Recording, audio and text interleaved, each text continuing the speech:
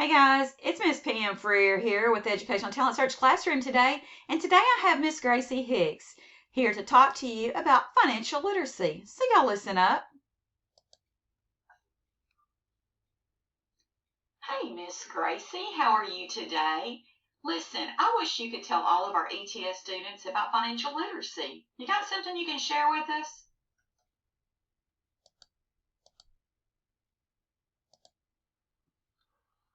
Well, yes, Miss Pam. I just so happen to have some information about financial literacy. Check this out.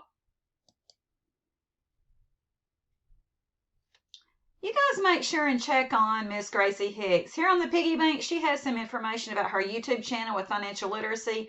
And after you watch that, I'd like for you to walk right over here to the notepad and click on the notepad to get your assignment for the day.